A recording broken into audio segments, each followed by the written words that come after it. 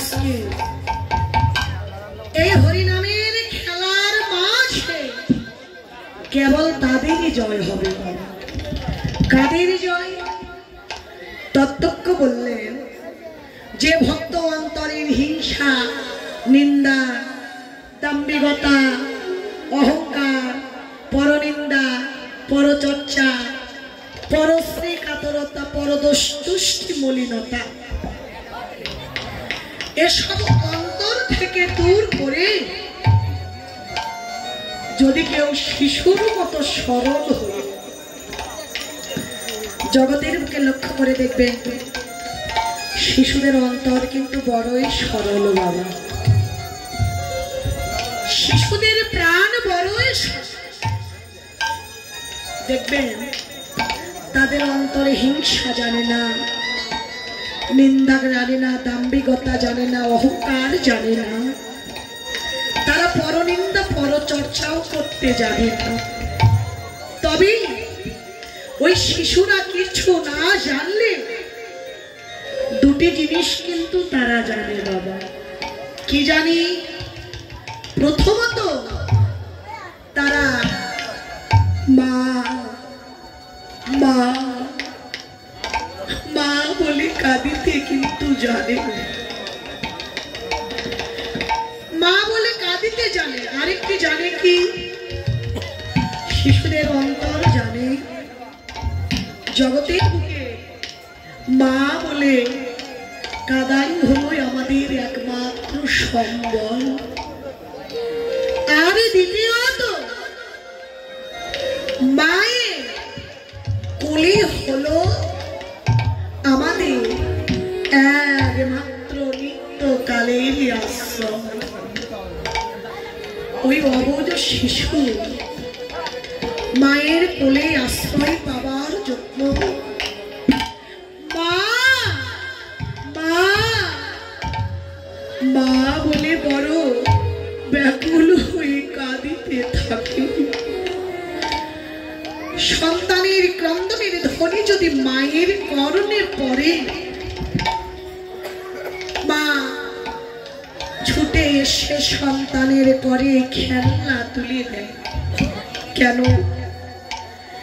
হয়তো আমার সন্তানকে খেলনা দিলে আমার বাসার কান্না থেমে যাবে, আর কাঁদবে না। খেলনা তুলে দিয়ে মা কি করে আবার গৃহ কাজে ব্যস্ত থাকে। কিন্তু অবুঝ শিশু তো খেলনা চাই না, সে খেলনাটুকু দূরে ছুঁড়ে ফেলে দিয়ে আবার মা মা মা বলে কাঁদিতে থাকে। মা মনে মনে ভাবনা করলে বাচ্চার অন্তরে মনে হয় বড় ক্ষুধা লেগেছে। আমি যদি আমার সন্তানের করে কিছু খাবার তুলে দিই, খাবারটুকু পেলে আমার সন্তানের কান্না থেমে যাবে। মা ছুটে এসে সন্তানের করে কিছু খাবার দিয়ে আবার গৃহ কাজে ব্যস্ত থাকে। সন্তান খাবারটুকু দূরে ছুঁড়ে ফেলে দিয়ে গদ গদ কণ্ঠে মা মা মা বলে কাঁদে। তখন মায়ের যতই কর্ম থাক, যতই গৃহ কাজে ব্যস্ত থাক, কিছুতেই যখন সন্তানের কান্না থামে না, মায়ার দূরে থাকতে পারে না। কি করে? ছুটে এসে ওই সন্তানকে কোলে তুলে ধরে। সন্তানকে কোলে করতেই মায়ের কোলে আশ্রয় পেয়ে ওই সন্তান তদ্রূপ জগতের বুকে যারা গৌর ভালোবাসার মানুষ, একান্তই গৌরকে ভালোবেসেছে, যারা গৌরকে ভালোবাসে, গৌরকে ভালোবেসে তাদের অন্তর জানে জগতের বুকে আমাদের একমাত্র কৃষ্ণ বলে কাদাই হলো জগৎ জীবের একমাত্র সম্বল।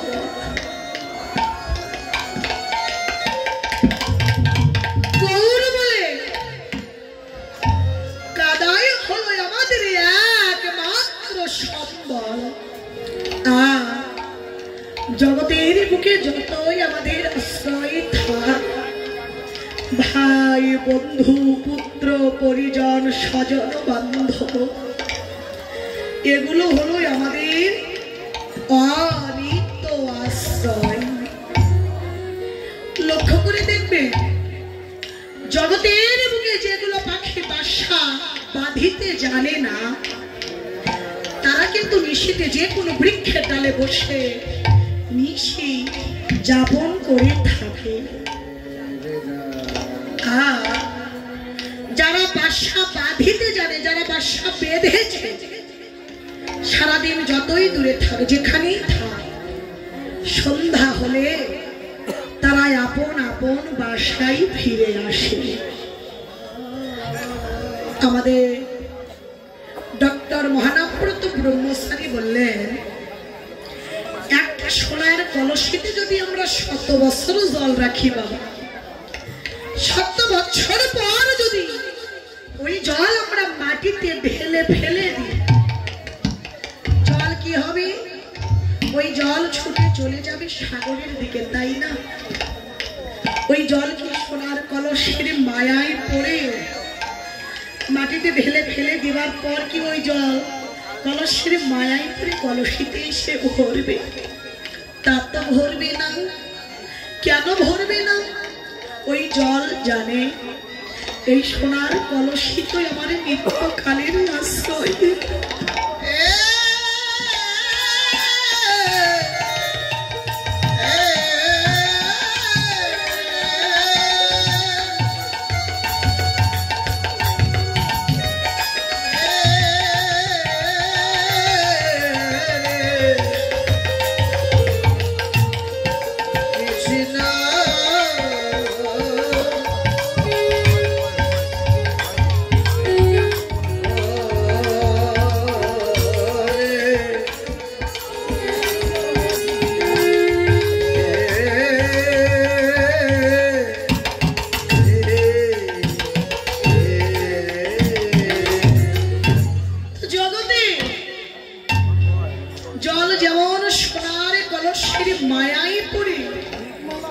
কলসিতে এসে ভরে না, তদ্রূপ জগতের বুকে আমাদের যতই আশ্রয় থাক বাবা,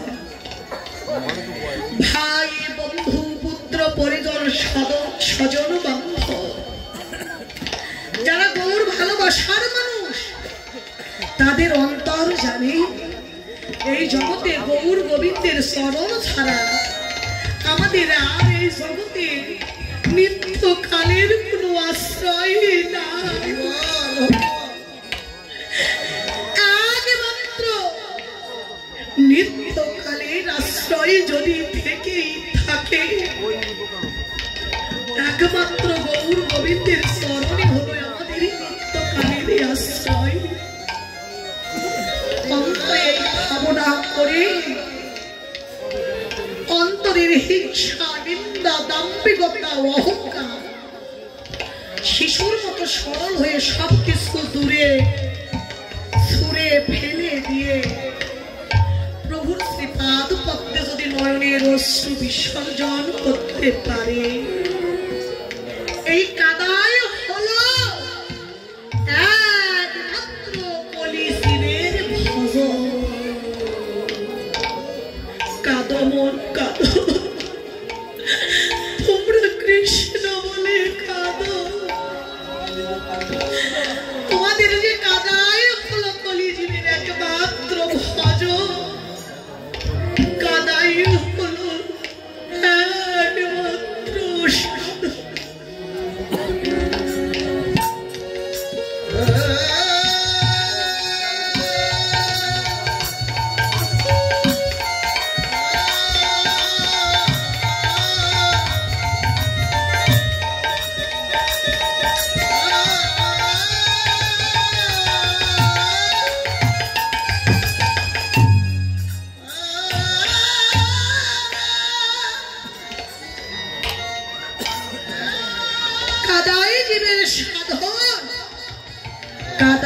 কলিজীবীর একমাত্র ভজন আর গৌর চরণে হল জগৎ জীবের একমাত্র নিত্যকালের আশ্রয়। এই জগতে আর কোনো আশ্রয় আমাদের নিত্যকালের নয়, অনিত্য আশ্রয়।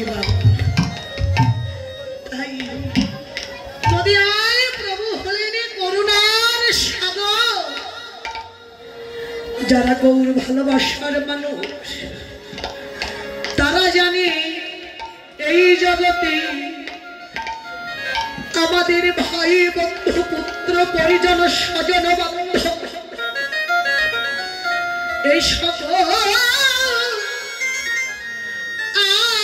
আশ্রয় হলো অনিত্য আশ্রয়। এই জগতে যদি নিত্যকালের আশ্রয় থেকেই থাকে, গৌরে একমাত্র গৌর বিনে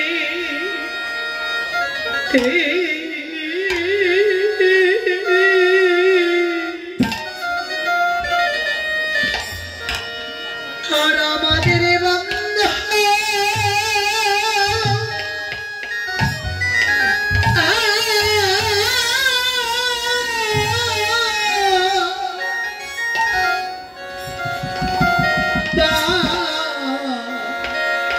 বান্ধব নাই রে,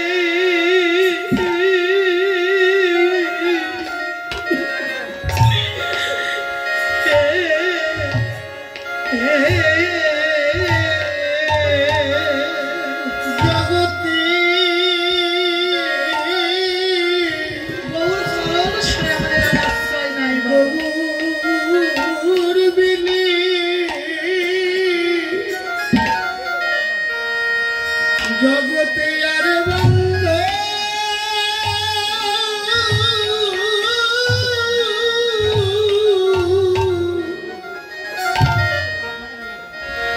বান্ধব নাই রে,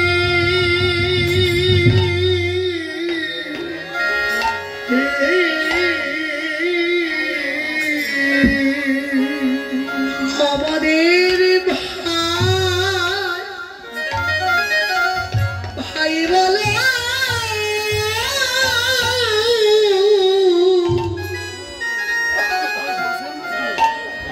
আরে বন্ধু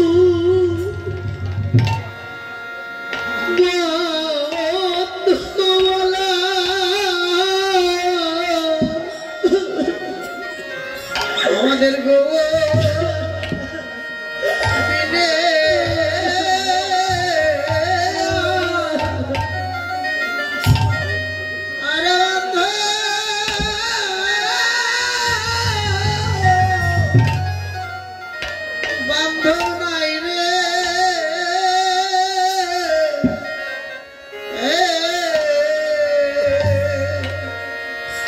জগতে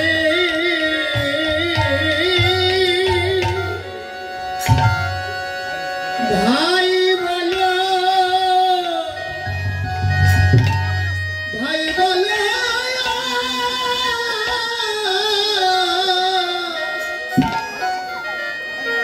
বন্ধু বলো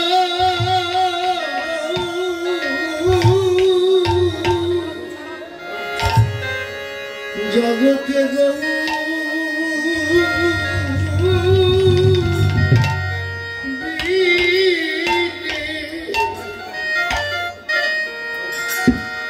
কোন বন্ধ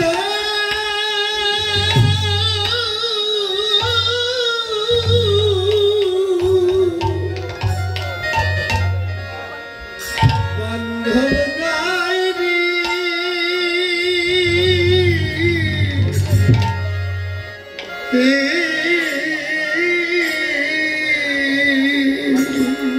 জগতে ভাই বলে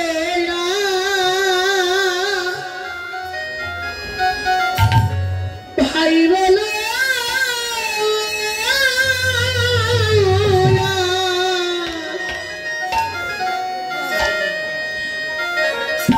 আমাদের বন্ধু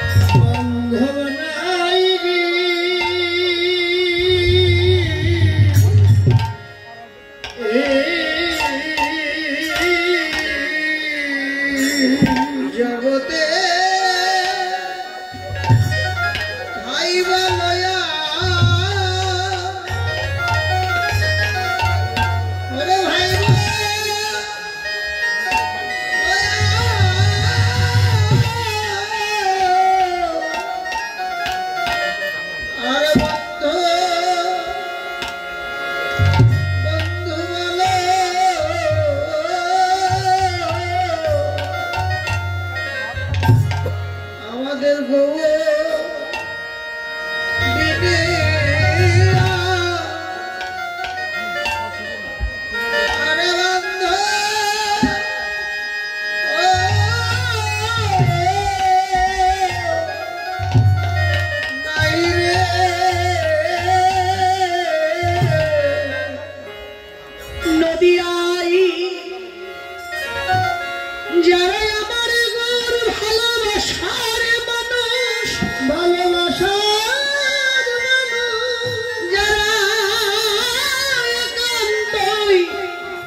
গৌরকে ভালোবাসে তাদের অন্তর জানে কেবল আপন বলিতে আমাদের প্রাণের গৌরাপন আপন বলতে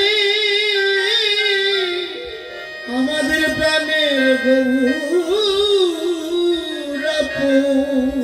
ডক্টর মহানামব্রত ব্রহ্মচারী বললেন ঐশ্বর্য আর মাধুর্য, যারা জগতের বুকে ঐশ্বর্যকে আঁকড়ে ধরে বেঁচে আছে তারা মাধুর্যময়ী গৌরকে কোনোদিন আচ্ছাদন করতে পারেনি, পারছে না, কোনোদিন কোনো কালে পারিবেও না। আর যদি একবার সাধ গুরু কৃপা বলি মাধুর্যময়ী গৌরকে সামান্য মাত্র বিন্দু মাত্র কিঞ্চিত মাত্র আচ্ছাদন করেছে, এই জগতে ঐশ্বর্য তাদের কাছে তুচ্ছয়াদি তুচ্ছয়াকে কানা করেও মূল্য নাই। তাই প্রভু আমার করুণার সাগর সুরধনী গন্ধার কুলে হেমদণ্ড বাহু তুলে হরি নামের খেলা খেলছেন। জয় কাদের হলো? যারা অন্তরের হিংসা সব দূরে রেখে শিশুর মতো সরল হয়ে প্রভুর চরণ ধুলাই দেহ লুটাইল, নদিয়ায় সেই ভক্তের জয় হলো। পরাজয় কাদের? যদি কেউ অভিমানের উচ্চ আসনে বসে থাকে যে জগতের বুকে আমার মতো ধনী ব্যক্তি কেউ নাই, আমি একজন ধনী, আমি একজন জ্ঞানী মানি গুণী, আমি একজন পণ্ডিত পাণ্ডিত্য অর্জন করেছি, আমি কেন এই সামান্য কাঙাল ভক্তের চরণ ধুলাই গড়াগড়ি দিতে যাব? আমি কেন ভক্তের চরণ ধুলাই গড়াগড়ি দিতে যাব? আমি কখনো ধুলাই গড়াগড়ি দিতে পারবো না। যাদের অন্তরে থাকবে অভিমান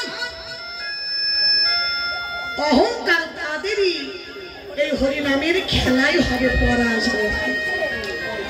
ভগবান কিন্তু সব সইতে পারে, কিন্তু দুটি জিনিস ভগবান কোনদিন সইতে পারলেন না। একটি হলো ভক্তের নয়নের জল, আর একটি হলেন ভক্তের অন্তরের অভিমান। এই দুটি জিনিস ভগবান সইতে পারলেন না। তাই তো ভগবান কেমন করে ভক্তের অহংকার চূর্ণ করে।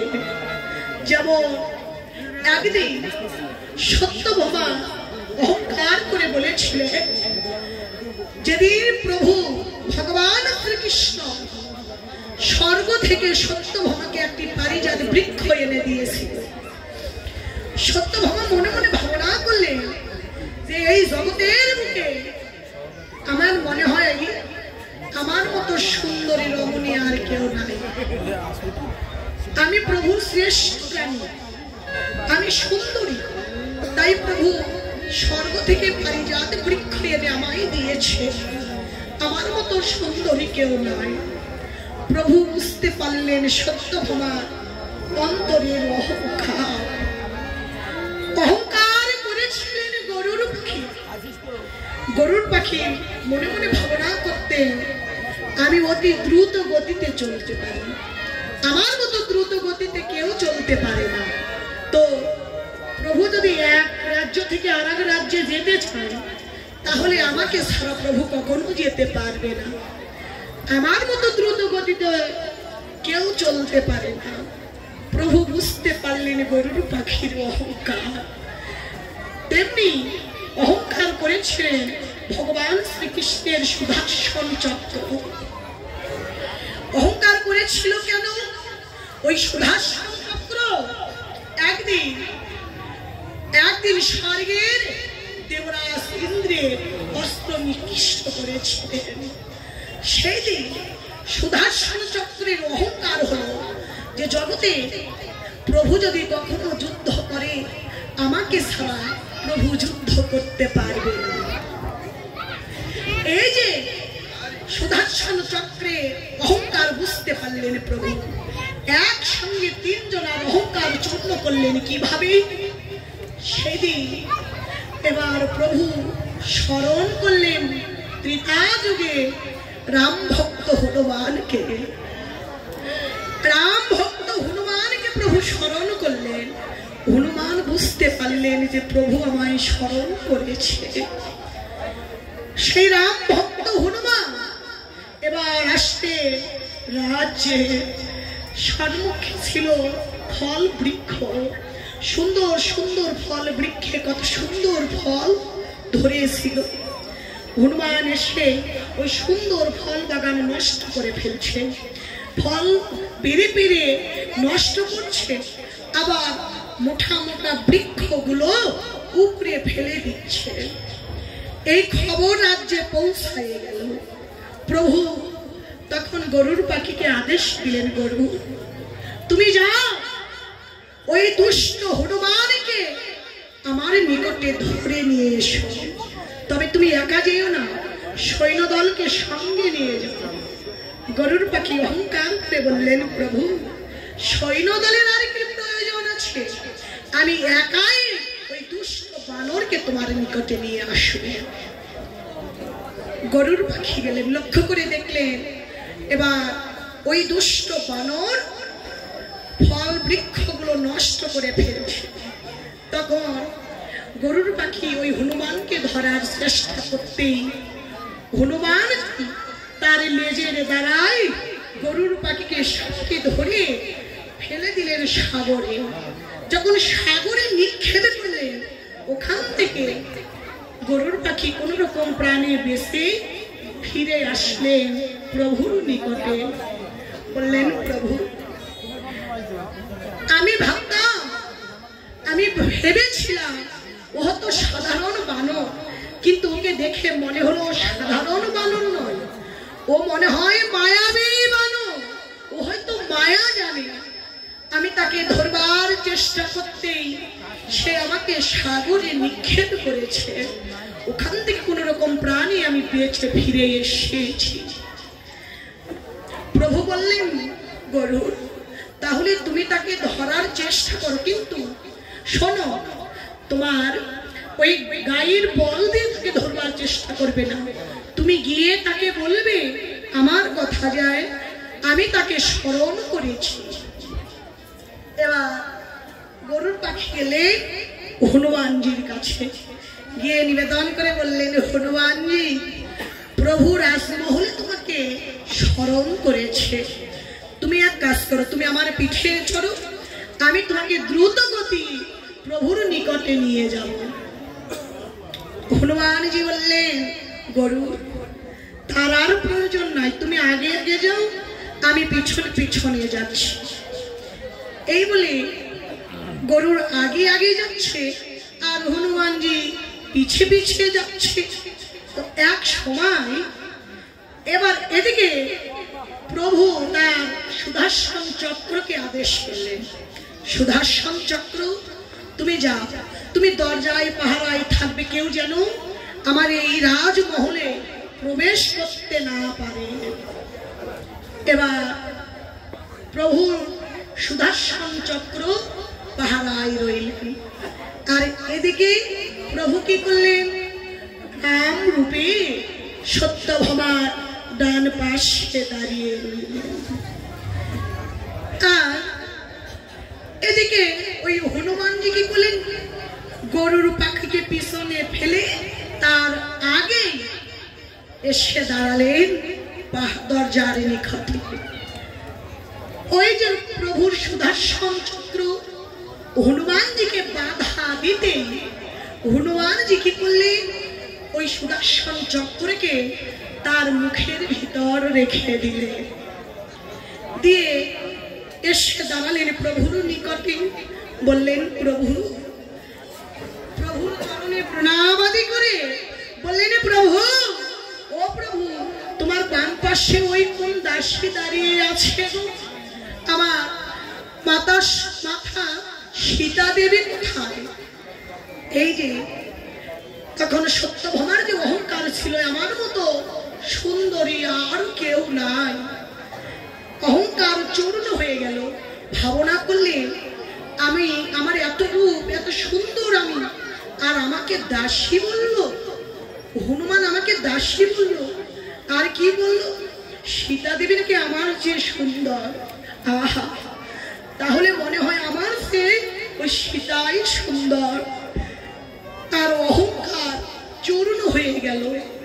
এবার গরুর পাখি এসে দাঁড়ালেন প্রভুর নিকটে, বললেন, এ কি গো, জগতের মুখে আমার মতো দ্রুত গতিতে তো কেউ কোনো স্থানে যেতে পারে না, আর আমাকে পিছনে রেখে হনুমানজি প্রভুর নিকটে এসেছে।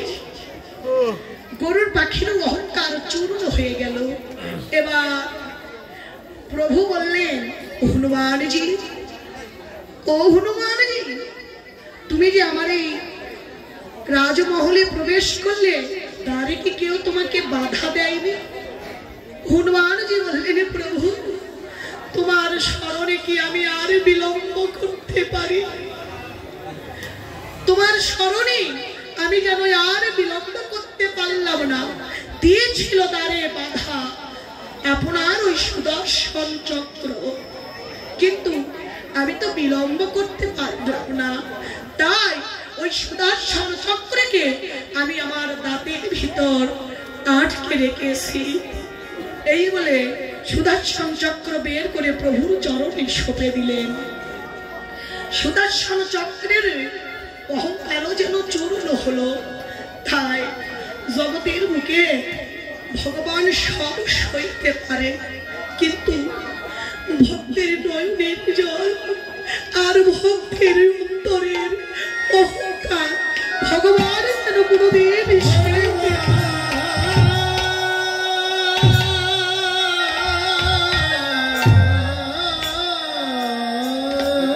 তাই প্রভু আজকে কলিতে হলেন করুণার সাগর, বড়ই অযাচিত কৃপা পেয়ে করুণায় নদিয়ায় এসেছে। সুরধ্বনি গঙ্গার কোলে হেমেদণ্ড বাহু তুলে প্রভু হরিনামে সে বিনোদ খেলা খেলছে, আর ভক্তের চরণ ধুলি অঙ্গে ধারণ করছে। তো এমন সময় আজ ভক্ত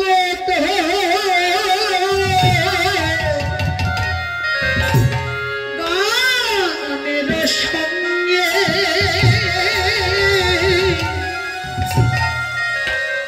ওরে পুরব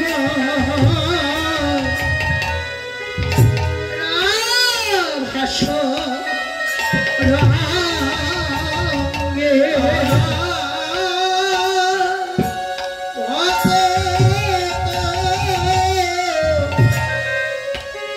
গানের সঙ্গে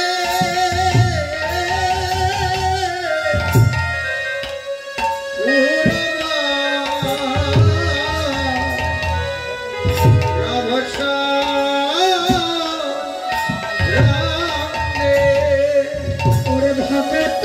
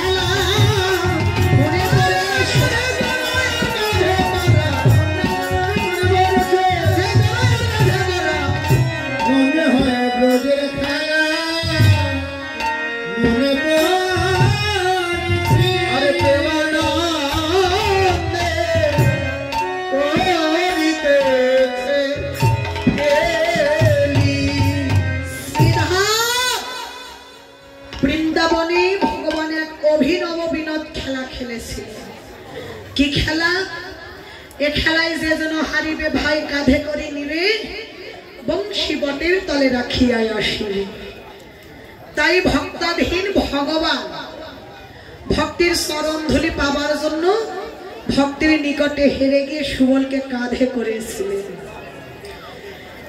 কিন্তু জগতের বুকে ভক্ত যে ভগবান যেমন চতুর তেমনি তাকে যারা ভজনা করে সেও বড় চতুর চতুরকে ধরতে হলে চতুর না হলে চতুরকে ধরা যায় না তো সুবল কাঁধে চড়েছিল বটে কিন্তু তার চরণ দুখানি গোবিন্দের বক্ষ থেকে অনেক দূরে সরে রাখে তো ভগবানের বাসনা ছিল ভক্তের চরণ ধুলি অঙ্গে ধারণ করবা তো সেই স্বাদ তো আরো পূর্ণ হলো না ব্রজে এবার ওই ব্রজ ছেড়ে ভগবান শ্রীকৃষ্ণ নদিয়ায় আসলেন সেই ব্রজের অপূর্ণ স্বাদ নদিয়ায় পূরণ করার জন্য ভক্তির চরণ ধুলি অঙ্গে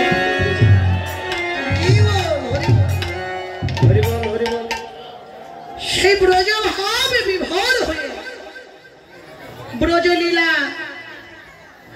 স্মরণ করে সেই অপূর্ব স্বাদে বিনোদ খেলা খেলছে সঙ্গে করলেন কাদের গো ওরে সঙ্গে নাচে নিত্যানন্দ চিত্তে যার সদানন্দ সঙ্গে নাচে নিত্যানন্দ চিত্তে যার সদানন্দ আর সিংহার শব্দ করু মুখে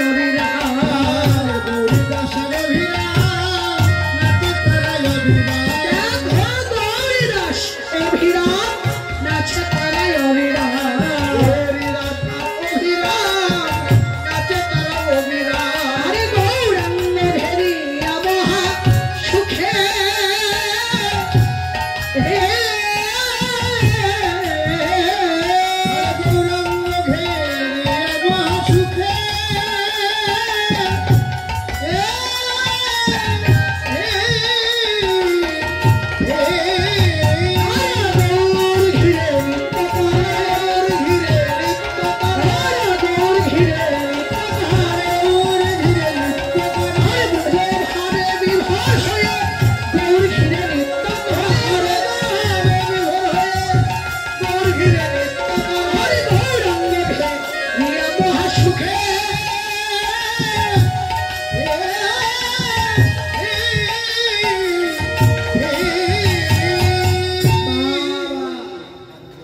সঙ্গে নাচে নিত্যানন্দ।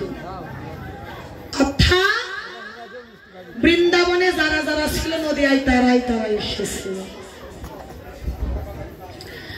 গৌর যখন ব্রজে কৃষ্ণ ভাবে বিভোর হলে হবে না কেন, যিনি ছিলেন শ্রীকৃষ্ণ তিনি নদিয়ায় এসে হলেন গৌরাঙ্গ।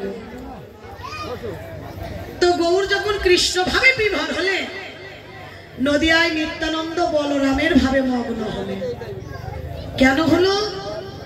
যিনি ছিলেন বৃন্দাবনে বলাই দাদা তিনি নদিয়ায় এসে হলেন নিত্যানন্দ। অর্থাৎ ব্রজে যিনি ছিলেন শ্রীদাম নদিয়ায় এসে হলেন অভিরাম, যিনি বৃন্দাবনে ছিলেন সুদাম নদিয়ায় এসে হলো সুন্দরানন্দ। অর্থাৎ বৃন্দাবনে আরেকজন ছিল কি? গোবিন্দের অন্তরঙ্গ সখা সুবল। নদিয়ায় এসে হলেন কে? গৌরী দাস। অর্থাৎ বৃন্দাবনে যারা যারা ছিল নদিয়ায় তারাই তারাই এসেছে। এবার তারাই তারাই এসে কি করছে? গৌরকে ঘিরে ঘিরে গৌরকে মাঝখানে রেখে ওই ব্রজের ভাবে বিভোর হয়ে ব্রজের যেমন করে ব্রজে গিয়ে সখারা খেলা করেছিলেন সেই ব্রজের ভাবে বিভোর হয়ে গৌর ঘিরে ঘিরে নৃত্য করছেন। তো প্রভু এক সময় লক্ষ্য করে দেখলেন বেলায় অপরাহ্ন হয়ে গেছে। লক্ষ্য করে দেখলেন ওরে দিবা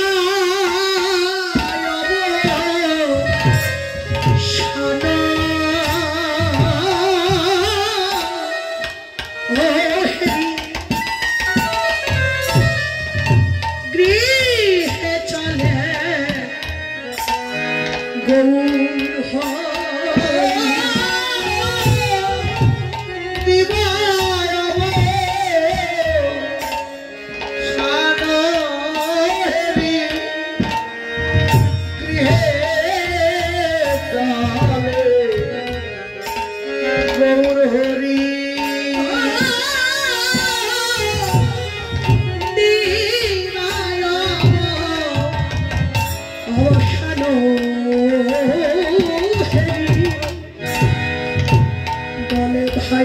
যে খেলা খেলা ভালো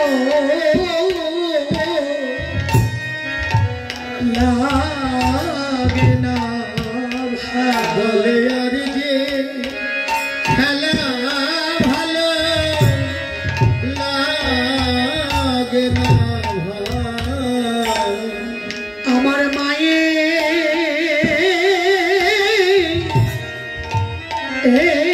কথা পরে মনে আর যে খেলা ভালো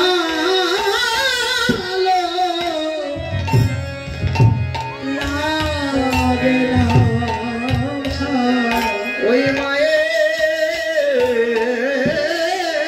মনে পড়ে আর যে খেলা ভালো লাগে না। আমার ওই মায়ের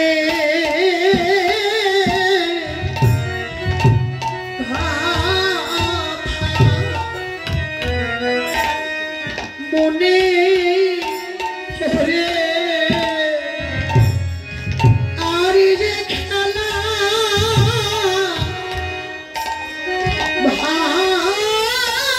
ভালো লাগে না। মায়ের কথা মনে পড়ে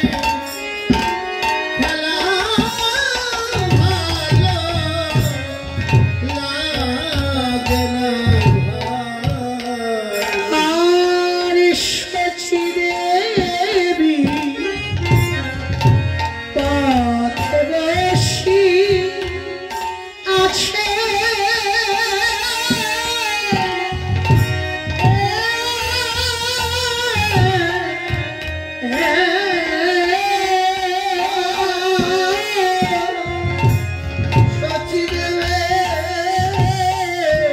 সচিদেবী পথে বসে আছে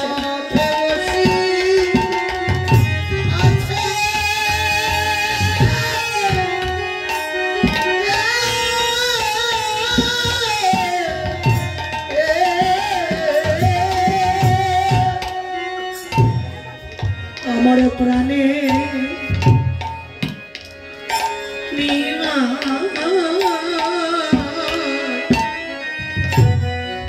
ঘরে আসবে বলে আমার ভাবি আমার প্রাণের নিমাই ঘরে ফিরে আসবে ঘরে আসবে বলে আমার প্রাণের নিমা ঘরে আসবে বলে ওরে আমার প্রাণের নিমাই ঘরে আসবে বলে ওমা সারাদিন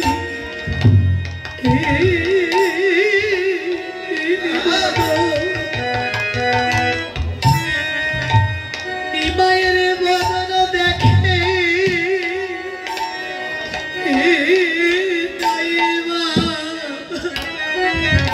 আমার প্রাণের নিমাই ঘরে আসবে বলে সারাদিন বদল নিমাইয়ের বদল দেখে বলে আমার প্রাণের নিমাই ঘরে আসবে বলে ওমা সারাদিন বদন দেখে নাই মামা আর কি প্রাণে সেই দেবারে সারাদিন বদল দেখে নাই ভাই আর জীবন সইতে পারে সারাদিন বদল দেখে নাই ভাই আমার প্রাণের নিমাই ঘরে আসবে বলে ওই সত্যি মামা পথে বসে আছে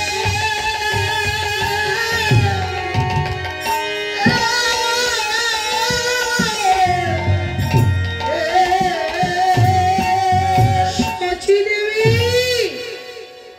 একাকিনী ঘরে বসে বসে প্রলাপ করছে। সেই সকালবেলা নিমাই গিয়েছেন হরিনাম সংকীর্তনে, বেলায় অবসান হয়ে যাচ্ছে, এখনো তো নিমাই ঘরে ফিরে এলো না। মা যেন আর একাকিনী প্রলাপ করতেও পারছে না। নিমাই আসার পথ ছেয়ে মা একবার ঘর থেকে বাহিরে যাচ্ছে, আবার বাহির থেকে ঘরে যাচ্ছে, এইভাবে ঘর আর বাহির, বাহির আর ঘর, ঘর আর বাহির, বাহির আর ঘর মা আনাগোনা করছে। এই বুঝি নিমাই এলো বলে, এই বলে আনাগোনা করছে। তো মায়ের অন্তরে সন্তানের বিরহ বেদনা এত অধিক হয়ে উঠেছে, মা যেন আর স্থির রইতে পারলেন না। পড়ে গেছে পথের ধুলার মাঝে, পথের ধুলার মাঝে বসে পড়ে মা আত্মজ্ঞান হারিয়ে আত্মস্বরে নিমাইকে ডাকতে লাগলেন।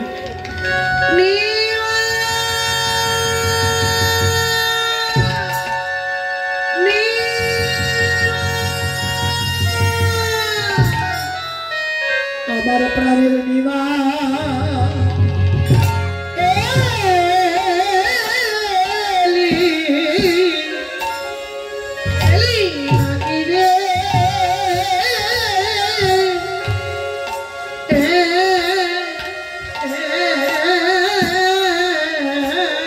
আমার প্রাণের নিমা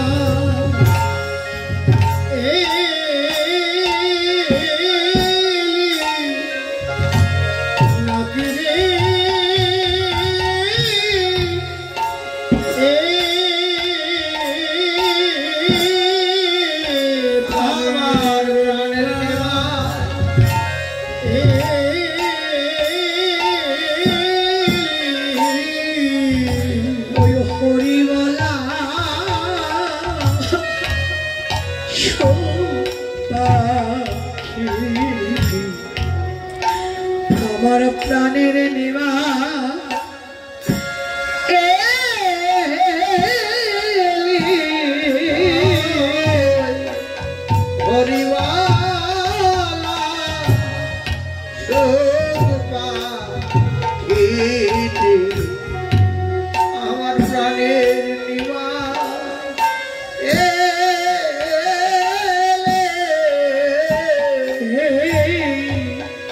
অভাগিনী মায়ে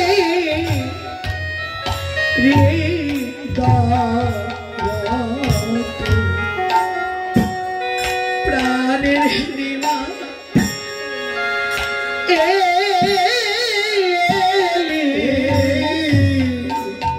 অভাগিনী মায়ে হৃদয় আমার প্রাণের নিমা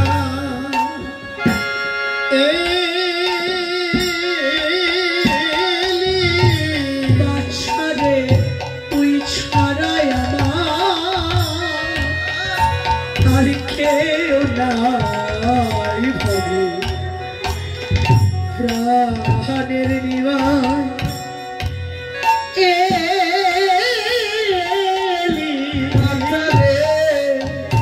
তুই ছাড়াই আমার কেউ নাই ভাবে প্রাণের নিমাই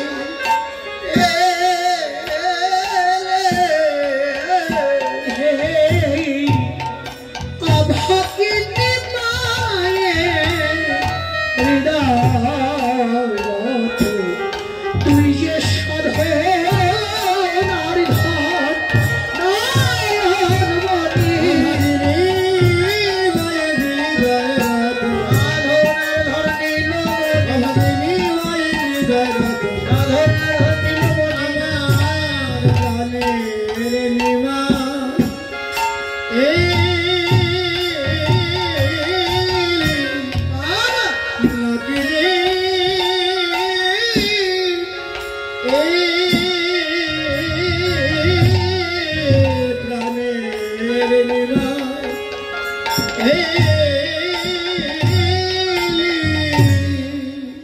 সন্তান যতই দূরে থাক লক্ষ্য করে দেখবেন মা কিন্তু আপন ঘরে বসে বসে সন্তানের শুভ অশুভ আপন অন্তরে অনুভব করতে পারে।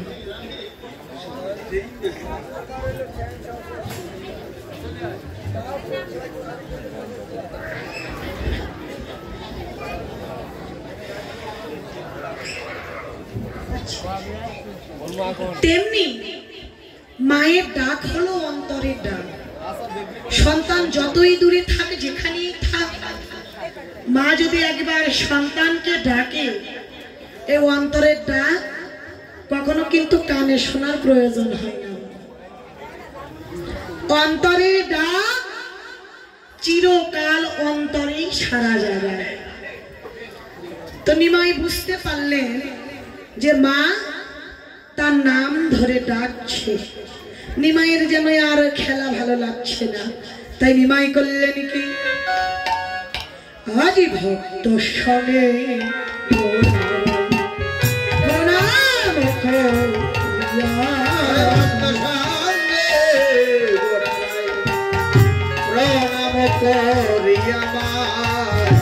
আশিদারা ইল মায়ের কাছে,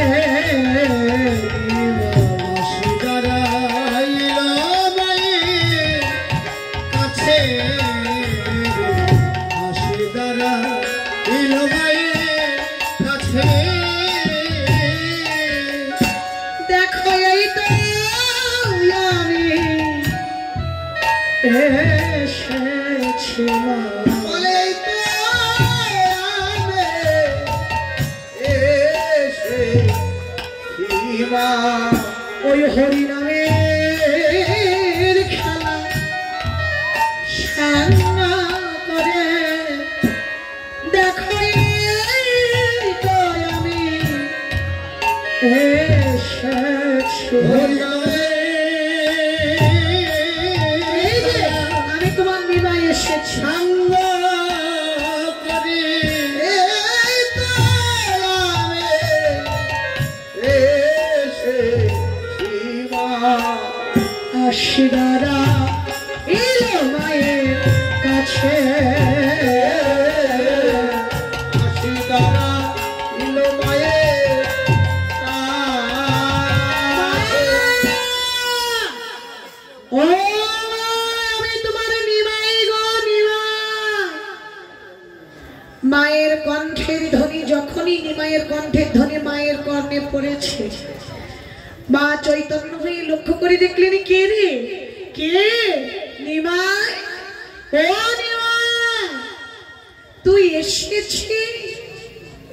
তুই তো যাবার সময় আমাকে বলে গেলি, মা আমি সকাল সকাল হরিনাম সংকীর্তনে যাব, সকাল সকাল তোমার ঘরে ফিরে আসব। এই বুঝি তোর সকাল? মা শাসনের ভাষায় সন্তানকে বলতে লাগলেন, বলবি আর করবি আরে, আর করবি না বা কেন?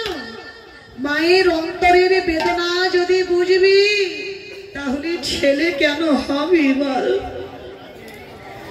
মায়ের বেশি নিমাইকে আর কিছু বলতে পারলেন না। নিমাইকে বুকে জড়াইয়ে ধরে মা নয়নের জলে কাঁদতে লাগলেন।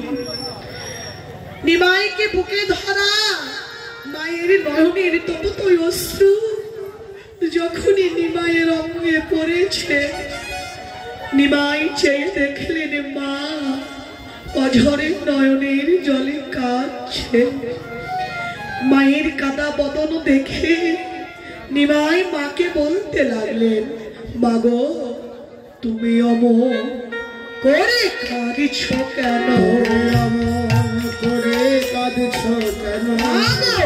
অমন করে কাঁদছ কেন? অমন করে কাঁদছ কেন? আমি তো তোমার পক্ষে আছি, অমন করে কাঁদছ কেন? আমি তো তোমার পক্ষে আছি, অমন করে কাঁদছ কেন? তোমার পক্ষ ছাড়া হই নাই বাবু, অমন করে কাঁদছ কেন? ছাড়া হই না মাগো, অমন করে কাঁদছ কেন? আমি তোমার নিমাই, আমি তো তোমার পক্ষে আছি, তুমি অমন করে কেন কাঁদছ? এই বলে নিমাই কি করেছিল? ছোট্ট নিমাই বাম হস্তে মায়ের গলা জড়াই ধরেছে আর ডান হস্ত দিয়ে মায়ের নয়নের জল হাতে মুছে দিচ্ছে। যতই মুছে দিচ্ছে ততই যেন মায়ের নয়নের জল ঝরে ঝরে গড়ে গড়ে পড়ছে। হাতে মুছে মায়ের নয়নের জল যেন বারণ করতে পারছে না। তখন ওই ছোট্ট নিমাই মায়ের বুকে মুখ লুকাইয়ে নিমাই হু হু করে কাঁদতে লাগলেন। সন্তানের কাদা বদন দেখলে মা কি আর স্থির থাকতে পারে? বলছে নিমাই, আরে ও বাবা নিমাই, তোর আবার কি হলো? তুই আবার আমার অমন করে কাঁদছিস কেন? বল তোর কি হয়েছে? নিমাই তো কিছু বললেনি না। ভজন দ্রষ্টা বৈষ্ণব পদকর্তা ভক্ত ভাবাবেশে মাকে বলতে লাগলো, মা মাগো, তোমার নিমাই তো শুধু তোমার একা নিমাই নয়, তোমার নিমাই যে এই জগতে